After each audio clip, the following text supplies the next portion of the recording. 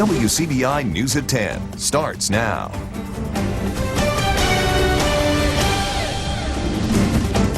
Thank you for joining us tonight at 10. I'm Quentin Smith. An afternoon truck crash sends one man to the hospital. Now the Lowndes County Sheriff's Department is trying to figure out how this truck wound up in this tree alongside Mount Vernon Road. The accident happened this evening just after 5 o'clock. Witnesses say the truck was traveling eastbound. The truck ran off of the road, landing in a ditch facing the opposite direction. Now, neighbors say that ever since the nearby road closure, traffic through there has significantly increased. The man was taken to the hospital, and at this time, his condition is not known. A crash yesterday is captured on video.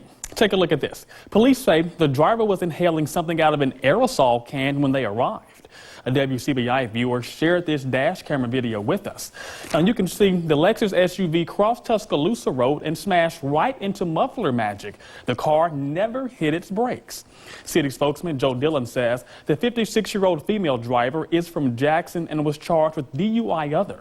The driver was taken to the hospital but was later released. Dillon tells WCBI it's a miracle that no one inside the business was injured. He did not release the type of substance the driver was allegedly inhaling. At this time, the driver's name is not being released because the charge is a misdemeanor. The 2020 census is less than a year away, but the Census Bureau is already putting out the word. Urban Institute researchers out of Washington, D.C. say it's becoming more challenging to count the nation's population because people are reluctant to answer the census. Now, although the Census Bureau and its employees work hard to ensure an accurate count, the Urban Institute says there's a miscount of the country's population, including right here in Mississippi. The Institute research projects that the overall population in Mississippi could potentially be undercounted by nearly 40,000 people, and there's one group in particular that's impacted the most. What we found is that when we're looking at 2020 census and the potential for miscounts, we see that there is a risk for a significant undercount in Mississippi, particularly among young children. Elliott says over 6% of children under the age of 5 could be missed, and that could impact the next 10 years of funding for schools, communities, and infrastructure. And another group that's often underrepresented in the census is the area's immigrant population. Fear and mistrust of authorities is one reason, but another more common experience is one that affects many areas of their lives. That is, navigating the language barrier. Our Allie Martin introduces us to a Calhoun County woman who's helping bridge the communication gap. The promise of jobs and furniture plants around sweet potato farms attracts immigrants to Vardaman, but there is often a language barrier. Many of the immigrants are from Mexico, and even though they go through the proper channels, they don't speak English. That is where Donna Johnson comes in. And to see what is the people's needs, and then we start from there. Johnson immigrated from Honduras years ago with her husband, who is from Northeast Mississippi. She works with a local ministry to help immigrants who need to communicate with their children's teachers, fill out medical forms, or other tasks such as setting up utility service or taking care of traffic tickets or other legal matters. I have noticed that in terms of immigrants in this area, it's quite a new thing. And I'm telling you this, but especially in church, you know, we were not prepared for this wave of immigrants. While translating and interpreting are important, sometimes immigrants and immigrant families need help finding out what services and resources are available. Johnson tries to point them in the right direction. Mothers who has children with disabilities, these mothers, their children are receiving all the service they require, in the school, in the hospitals, but it's hard to find like a support group where these women can share, their day-to-day issues. One of the things that we find very useful is how to bring the resources here in place. So, to have some nights of parenting or some women's support group like self-esteem things. And often, Johnson says, the main need for an immigrant is someone with a willingness to listen. In Vardaman, Allie Martin, WCBI News. Johnson says the immigrant population in both Vardaman and Calhoun County has risen dramatically in recent years. And shifting gears, it is now time to turn our attention over to weather. Keith, today was another hot and steamy day, huh?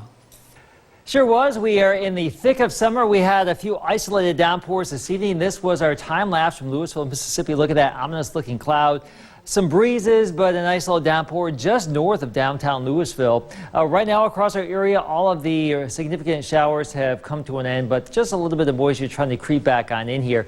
It's warm, it's steamy, and we'll have another chance for some pop-up showers and storms again tomorrow, Quentin, with highs around 90. Full forecast coming up. Thanks so much, Keith. If you're looking for a place to stay cool in Louisville, well, you're in luck because there's a new fresh option.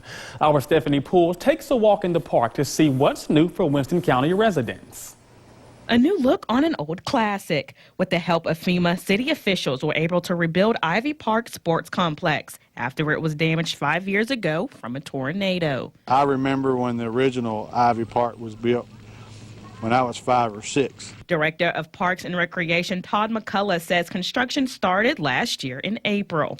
Now, the historic Louisville Park has returned with a lot of upgrades, and contractors are finishing up the final touches before the grand opening in July. Playground's got a few little touches on it. The bathroom buildings have a little bit of detail work to finish on them. The playing fields need to be grown in. New features include a splash pad, playground, and 4 baseball fields. Joni Stewart brings her child 2 to 3 times a week to cool off from the summer heat. You're burning up in 100-degree Mississippi weather, and, you know, even playing on the playground, you can run over there and just cool off, so it's really nice to have that. Stewart says Ivy Park gives residents more to do around such a small town. There's not many places to go. We're so rural. This is just a really big blessing to Louisville for us to have such a nice place for our kids to get to come and play. Around 30 kids come every day, including Tamoris Tucker. It's good for kids to come out here and play, have fun. They have plenty of things to do out here for the children.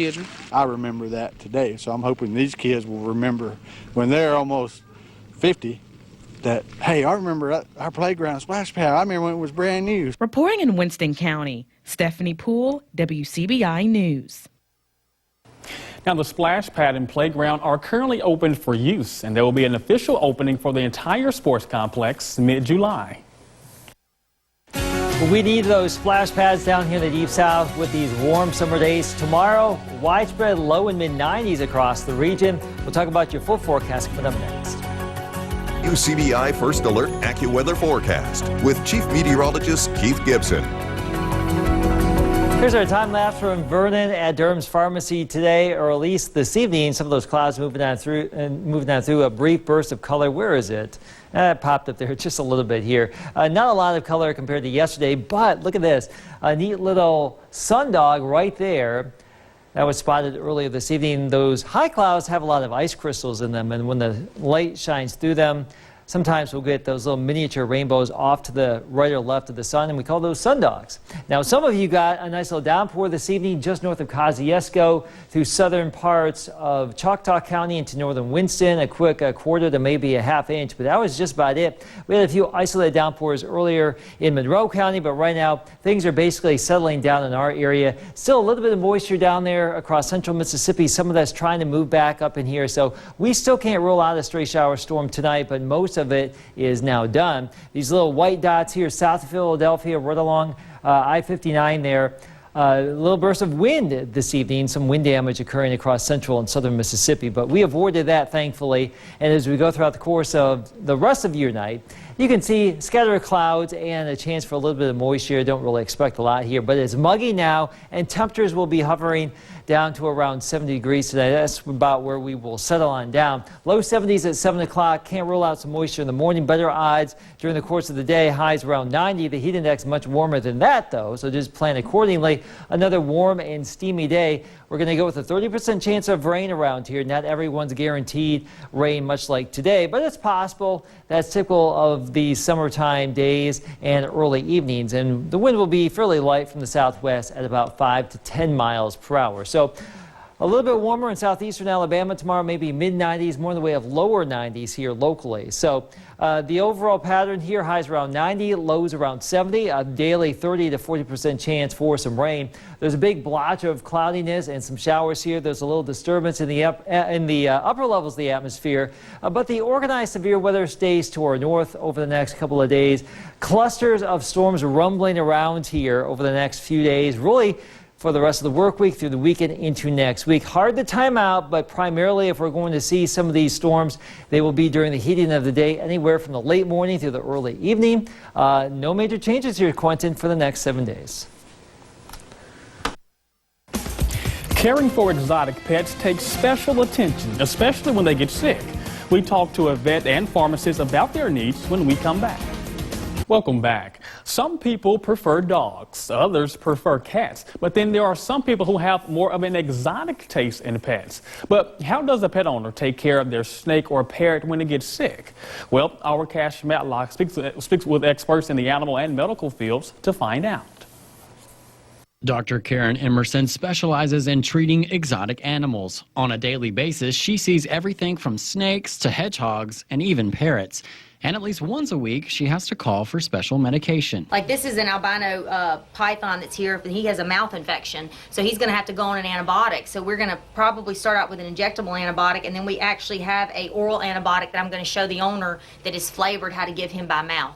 But Emerson says you can't find a small enough dosage of antibiotic at a corporate pharmacy like Walmart or Walgreens. She says she needs compounded medicine, which in West Point can only be found in one place. Definitely special to your local pharmacy. I know that a lot of your big retail chains don't do any kind of compounding at all, even for people. And I see stuff that's only like 60 grams, that has to have a very low dose of a medication, so that has to be specially compounded in order for us to get the correct amount of antibiotic or painkiller in that animal. And Emerson says sometimes she even gets the pharmacist to mix the medication with a custom flavor for your pet. Believe it or not, banana is a really big hit. We also use any other kind of fruit, strawberry, apple, grape. We do have some flavors that are just animal specific, like gooey molasses. And then of course you have beef and tuna, which never smell great to us, but the animals really like. It's a wonderful thing to have your local compounding pharmacist be able to talk to that pharmacist, let them know what you're trying to achieve, because it's hard to tell them, well, I've got a snake, what flavor, and have that person on the other line that actually is going to work with you and care enough to get that just like you need it, so the pet owner can go home and give their snake beef flavored or chicken flavored medication and the snake not try to bite them. Compounding medicine doesn't require pharmacists to have a special license. However, not many pharmacies offer the service. This is something both animal and medical experts say needs to change. It just takes time and patience and a little bit of understanding of what humans can have, but what pets cannot. Without compounding pharmacies and exotic medicine, I would not be able to practice medicine like I want to, and the exotic animals wouldn't get well. That was our Cash Matlock reporting there. Emerson also says sometimes exotic animals don't show signs of needing professional medical attention until they become extremely sick. The West Lowndes Panthers enter 2019 with something to prove. Our second stop on the high school football tour is next in sports. High Sports with Tom Apple. The high school football tour continues to pick up steam. Stop number 2 features the West Lowndes Panthers. Head coach Anthony King leads the way for the Panthers as they look to crawl their way back into postseason play. They're trying to get them in the weight room and get better. Get better. That's the goal for the West Lowndes Panthers as they prepare for the 2019 season. Coming off a 2-win season, head coach Anthony King says the team will rely on a veteran offensive line, and the team hopes that their hard work this offseason can propel them to take the next step. Pretty good size, could be stronger, but we're going to try to run behind the old guys. Win games, make it to the playoffs, hopefully win the gold ball. We've been in the weight room working out, trying to get better, and win a state championship one time for my last ride. The work the Panthers are putting in this offseason will definitely be put to the test as they are set to compete in the toughest region in 1A, which features French Camp, Hamilton, Noxapater, Okolona, Smithville, TCPS, Vardaman, and reigning state champs, Nana Warrior. The mindset this year really been coming back into the weight room, getting back stronger, getting being able to be prepared mentally and physically on the field. You know, this year we're going to be into a harder district, so we got to be ready for those games. It's going to be very tough playing in this division when you got Nottawalia and Smithfield in the same district. You got Noxapater, they're really good, Vardaman.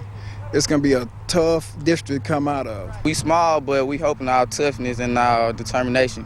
I'll compete there. Now, West Lowndes returns do-it-all athlete and D1 prospect Quay Sanders and senior offensive lineman Tyler Bridges. Both are confident that their experience they bring will help lead this young bunch. This year we're having a pretty young team in a lot of areas, so with me being a senior and having a lot of playing time last year, I'm just going to step up and take on that leadership role for them and lead them to the right direction. Just to come out here and just put in work to help the little kids, like the 9th to 10th graders right here, to help them to see, lead by example. With a successful season, head coach King feels the Panthers can lay to rest the stigma of West Lowndes being only a basketball school. West Lowndes considered a basketball school, so we got to try to convince guys to come out, lift weights, do all the things they do, but the main goal is we're going to try to turn it into a basketball and football school. Reporting from West Lowndes, Chris Bolton, WCBI Sports. The high school football tour continues with Region 2 1A throughout the rest of the week until we get to Saturday. But staying with 2 1A, Hamilton coming up tomorrow. The reigning 1A state champions from Nanawoya coming up on Thursday, and the Smithville Seminoles on Friday. And then, of course, the Myrtle Hawks in year 2. They're now in 1A football. We'll highlight the Hawks coming up on Saturday. The College World Series, Game 2, Michigan looking to win it all. Runners on the corners, though. Harrison Ray Blake Nelson makes a nice play, but Harrison Ray scores. So Vandy on the board first, 1-0. 2 wild pitches later, it's 3-0 Vandy. Another gem from freshman Kumar Rocker. Pitching more scoreless innings in this one, and it would stay that way thanks to Philip Clark. Clark sends one over the right field wall for a solo home run. That makes it 4-0. That would be the insurance Michigan would need. Sad fans wanted to see a national championship, but they're going to have to wait yet another day. Tyler Brown with the strikeout of Jordan Brewer. Vanderbilt wins Game 2, 4-1. The decisive Game 3 to decide the national champion coming up tomorrow at 6 p.m. It's never too early to talk college hoops. Mississippi State men's basketball back to work in the offseason, rejoined by one of its biggest stars. Nick Weatherspoon's absence from Bulldogs basketball appears to be in the past. Head coach Ben Howland saying today the rising junior guard is back practicing and participating with the team. That he's on the team, he's practicing, had a good practice yesterday, and I fully expect Nick to be available for the coming season. And like father, like daughter, former MSU women's hoops guard Blair Schaefer will team up with her dad on the Bulldogs coaching staff. Schaefer will join the Bulldogs as coordinator of player development on Vic Schaefer's staff. That's it for sports. Last look at weather is next.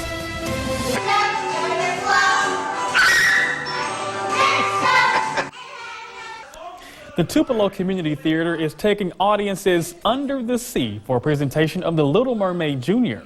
More than 70 children will bring the well-known story of Ariel, Sebastian, Ursula, and others to the stage at Tupelo's Lyric Theater. Now, cast and crew have been working for months, and the stage show promises a lot of surprises that you won't find in the Disney movie.